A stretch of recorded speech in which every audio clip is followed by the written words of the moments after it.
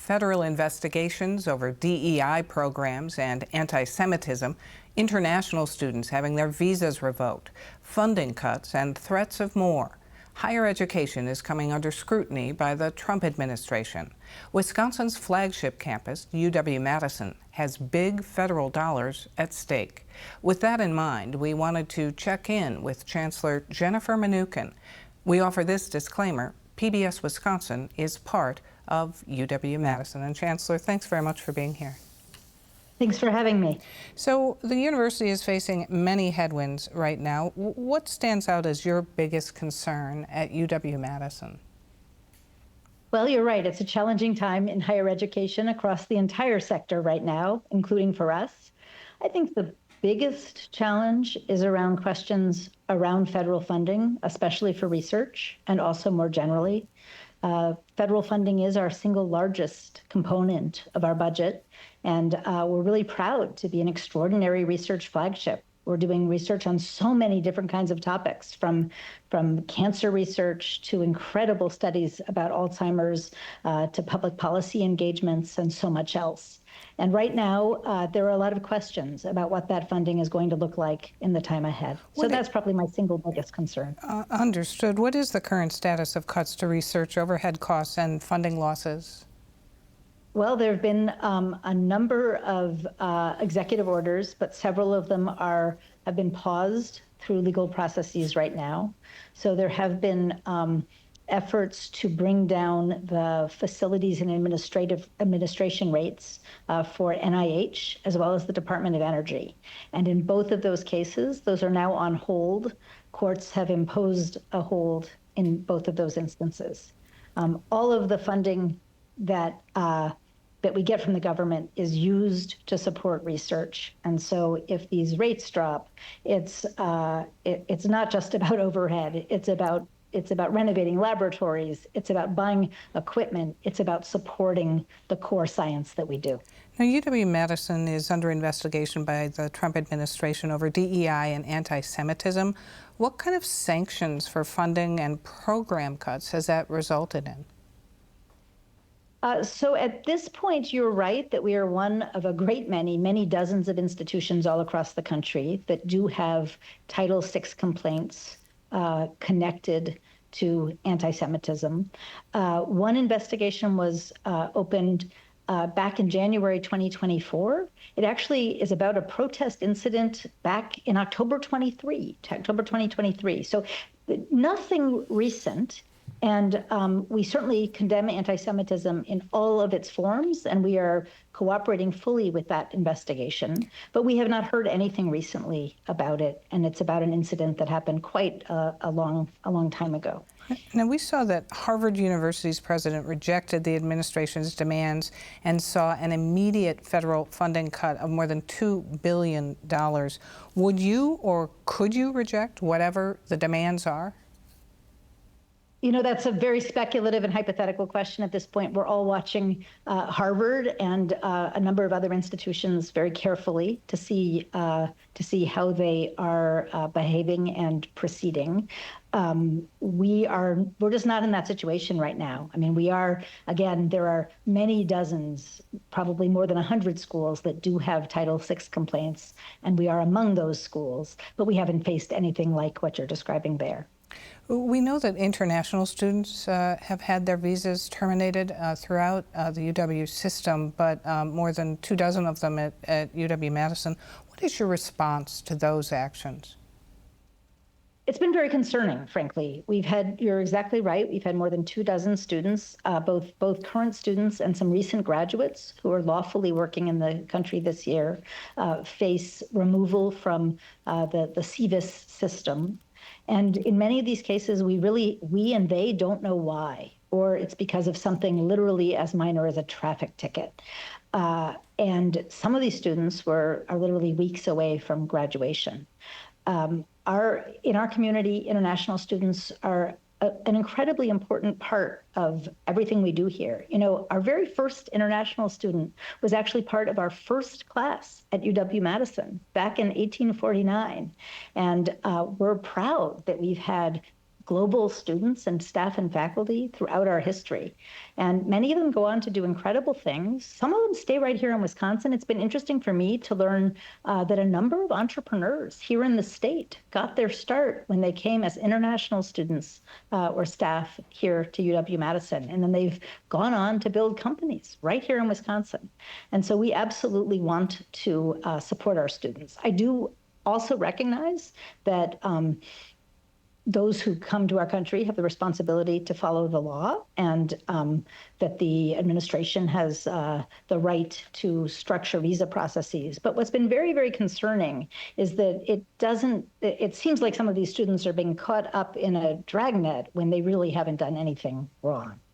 Have you expressed that to the Trump administration? Not directly. I did actually write about this in the local newspaper this morning. So it's something I feel strongly about. We're also trying to provide support and information to all of our students that are affected. Well, what is the university doing on behalf of these students? Well, we're trying to give them the information so that they can make the best decisions for themselves. One of our students did receive a temporary restraining order on their CVIS record. It would not be lawful here in the state of Wisconsin for us to provide direct legal services. What is your guidance to these students? Everybody's situation differs. They're at different stages of their life and from different countries. And so I don't think there's a one-size-fits-all answer. We do have several people who are working with reaching out to each individual student and trying to give them the support they need. Meanwhile, what are you girding for at the state level around funding for the UW in the midst of a legislative DEI audit, which found millions of dollars in DEI spending across the system was not tracked? Yeah, thanks for that question. We're obviously also in the middle of a state budget process, and we really appreciate that the governor has prioritized the universities of Wisconsin, including UW-Madison, in his ask. And we are very hopeful that the state legislature will decide that we do need to make an investment in our system of higher education. We're an economic driver. We are preparing students for the jobs of tomorrow. And we think that we do offer a lot of benefit to our wonderful state. I also do understand that there's people who have questions and concerns about some of the things we do and some of the choices that we make. And we're happy to have those conversations. And I think we need to be open to asking, what do we need to do better? What do we need to do differently? And we should be open to change, but we should also recognize that we are providing a transformative education to 52,000 plus students here in our great state of Wisconsin, that our graduation rates are at their all-time high, that our application numbers are also at their all-time high, and that 2/3 of our students are graduating, 2/3 of our undergraduates are graduating with absolutely no debt. And the average time to graduation is under 4 years. So there's all of these amazing things happening in our student community and all of these successes. And so we need to keep reminding people of all of the really great things, even as we also take seriously whatever concerns or questions that community members or others have. On the specificity of that audit, auditors said that the UW does not require a universal definition of DEI, making delineating spending on it difficult. How do you define it? I think that's actually fair. I think that over the last decade, as there was an effort to try to make sure that and this was something that was happening at schools all over the country, not just us, and in fact, it was something that here in Wisconsin, the executive branch was asking for, that as we focused on DEI, we didn't always define our terms. We didn't always have as much specificity about metrics as we should have. And I think that those are fair concerns. At the same time, I think we absolutely want to be a place where all of our students, no matter what their identities, no matter what their backgrounds, no matter what their beliefs, can succeed and can thrive and can reach their full potential. And we want to be a place that is helping all of our students succeed. What is your reaction to everything that's happening to higher education right now and at UW-Madison? I think this is, people throw around words like unprecedented, but this is a challenging time for higher education. And it's a time to both ask, what have we been doing well and what do we need to do better?